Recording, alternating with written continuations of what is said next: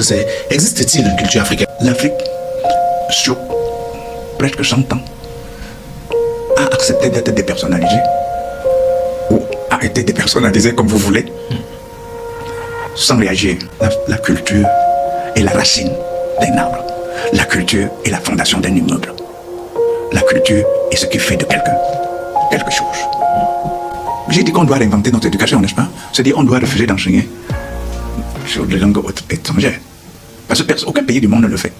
Bonjour, bienvenue à cette 4e vidéo des enseignements du docteur Peka Foukam.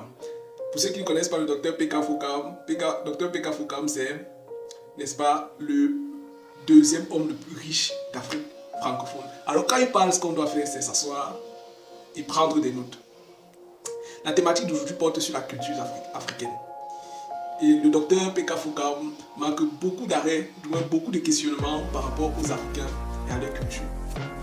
Il met en évidence le fait que l'Afrique, ou les Africains en général, se sont vus, n'est-ce pas, dépersonnaliser de leur culture sans réagir. Il met également un point d'honneur sur le fait que la culture d'un pays, la culture d'une région, c'est sa racine. C'est l'élément fondateur qui permet à chaque population de se démarquer de façon importante par rapport aux autres. Je ne vous en dis pas plus. Bienvenue sur cette page. Je suis Antoine Nona et on parle avec vous de développement personnel jeune et surtout notre objectif est de promouvoir le développement jeune et les projets jeunes.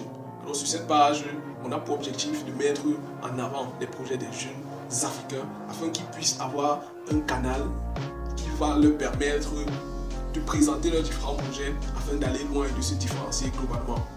Restez concentrés sur cette page, je vous invite à partager, à vous abonner, à liker pour avoir toujours ce type de contenu.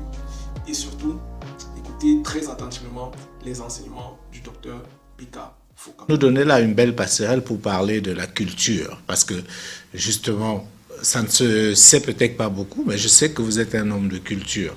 Et la première question que j'ai envie de vous poser en guise de boutade, c'est existe-t-il une culture africaine? Parce que moi, je suis un peu fatigué à longueur de journée d'entendre la culture africaine, les valeurs africaines. Est-ce qu'il existe une culture africaine, Dr. Foukam? D'abord, monsieur Demche, commençons par dire merci de me donner des caractéristiques que je n'ai pas ou de... Je ne suis pas un homme de culture, je suis simplement un Africain qui croit en lui et qui croit en valeurs africaines. Ça fait de vous un homme de culture. On ne va pas entrer sur ce débat-là. Je ne vais pas faire ce débat. Bon. Mais moi, la question, justement, la culture africaine, qu'est-ce que c'est? On peut même se poser des questions, ou même la question de savoir s'il existe une culture africaine. Et à cette question, je répondrai oui et non. Oui, pourquoi? Oui, parce que l'Afrique a une tradition. L'Afrique ou les Afriques ont une ou des langues. L'Afrique a une religion. Ou des religions. Ou des religions, ça ne me gêne pas. Je ne parle pas des religions occidentales. Non, pas du tout. Encore que bon. Ça, c'est un autre débat. Je préfère qu'on n'y ancre pas. Je ne veux pas parler des religions occidentales. L'Afrique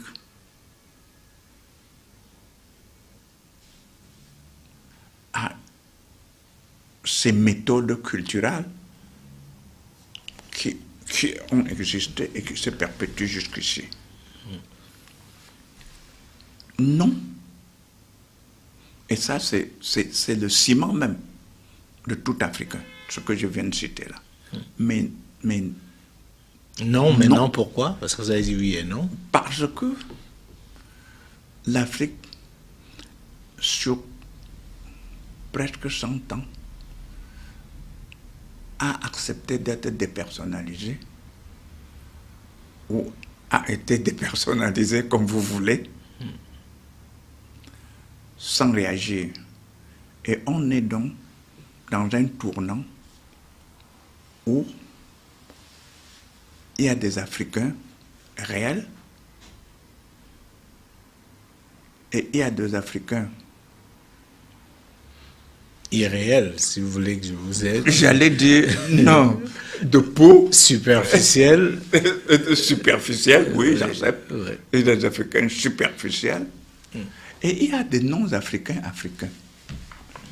Bon, on va aller point par point. C'est quoi l'Africain réel? Parce qu'il faut... C'est celui qui est resté au moins dans 70% dans sa culture, ou à adopter, celui qui est capable de dire, moi je suis africain, j'ai une langue, je veux même parler, je veux faire parler à mes enfants, et j'en passe, et j'en passe, et j'en passe. Comme je l'ai donné là, ça c'est l'Africain, qui est resté lui-même. L'Africain réel. Maintenant, l'Africain superficiel. L'Africain superficiel, c'est celui qui a dit, moi je suis africain, mais c'est ce que vous avez, la vraie culture, la culture réelle, c'est la culture occidentale. Et c'est ça qui me donne... On parle beaucoup plus de culture universelle. C'est ça qui me valorise. En fait, il n'y en a pas de culture universelle. Je veux dire la culture occidentale. C'est certaines personnes en Occident qui pensent que leur culture est universelle. Justement. Il n'y en a pas. Et la toute dernière catégorie, si j'ai bien retenu, on a parlé d'Africain réel, d'Africain superficiel. L'Africain qui n'est pas africain. L'Africain qui n'est pas africain. Enfin, le non-africain qui est africain. Le non-africain africain, si on vous suit. L'Africain. Non, c'est parce qu'il croit qu'il est africain. Mais il ne l'est pas. Il ne l'est pas. Parce qu'il a tout oublié. La culture, son machin, tout. Il est... et plus, il n'est nulle part. Hein. Ouais. Parce qu'il n'est même pas européen. Il n'est pas américain. Il n'est pas asiatique. Il n'est rien. Ou, si vous voulez, je vais l'appeler l'Africain qui n'existe nulle part. Alors, quelle est l'importance de la culture, Dr Foucault? On en rit, mais il faudrait peut-être qu'on situe justement l'importance de la culture dans tout ce combat que nous menons. La culture est la racine d'un arbre. La culture est la fondation d'un immeuble.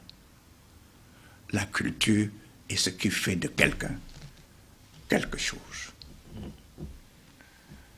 Mais comment, ça veut dire que si on s'en tient à ce que vous dites, le problème de l'Afrique aujourd'hui aussi réside dans ce sens-là, parce que... C'est uniquement dans la culture. Les Africains, vous voyez, tout le monde fuit l'Afrique, alors que l'Afrique a toutes les capacités, a toutes les potentialités pour nous changer. Le problème, c'est que cette difficulté est insolvable, parce que quand vous allez dans les grandes capitales... Je voudrais que vous changiez un peu le mot difficilement. Solvable, peut-être. Oui, peut-être difficilement. Oui. Non, mais la difficulté est tellement grande que j'ai du mal à imaginer comment on va retourner la situation. Quand vous allez dans les grandes villes africaines, on entend parler des langues plutôt non africaines, plutôt occidentales, que ce soit le français, l'anglais, l'espagnol.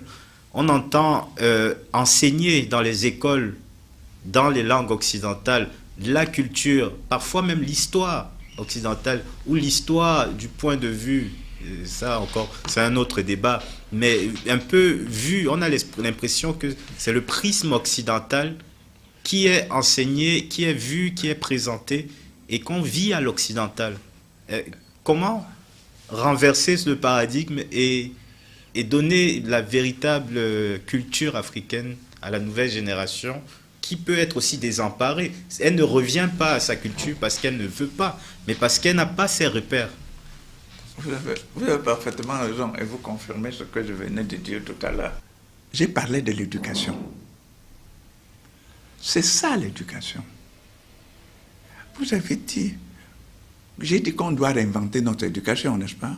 C'est-à-dire qu'on doit refuser d'enseigner sur les langues étrangères.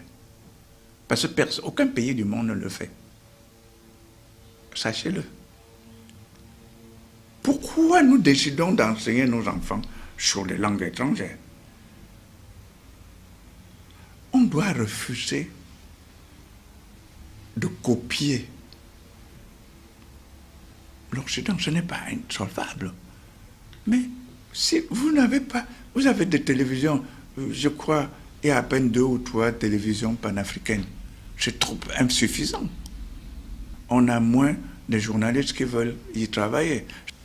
Comment vous allez enseigner, vous allez préparer les gens pour l'Afrique de demain? C'est solvable. Il suffit de reprendre, de réinventer l'éducation. On a parlé de cela. Et pour réinventer l'éducation, Dr Foucam, je suis désolé, il faut de la volonté politique. Il faut des leaders qui ont une vision. Sauf que c'est ce qui manque le plus à l'Afrique. C'est pour cela que peut-être Fabrice pense que c'est un problème qui est insolvable. Je pense que vous devrez me dire autre chose. Il faut des Africains qui acceptent d'être des Africains.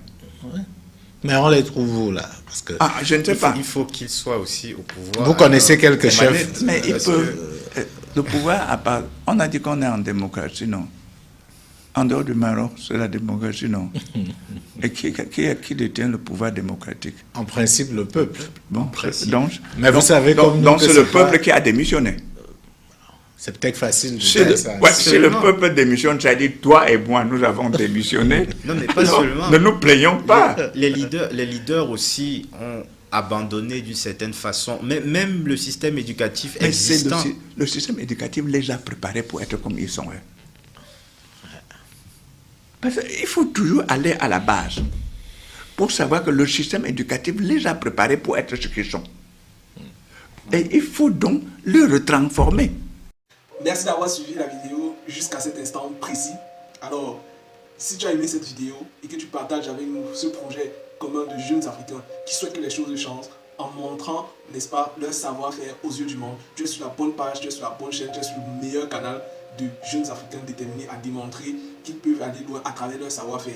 Notre page a pour principal objectif de promouvoir les projets des jeunes Africains et surtout de leur permettre, au travers des contenus éducatifs, de développer leur connaissances et surtout pour qu'ils puissent aller au-delà de ce qu'ils veulent dans la vie. Je t'invite donc à t'abonner, à liker et surtout partager pour que le max de personnes, le max de jeunes Africains puissent être vraiment interpellés par cette page et par cette communauté que nous sommes en train de bâtir. À très bientôt.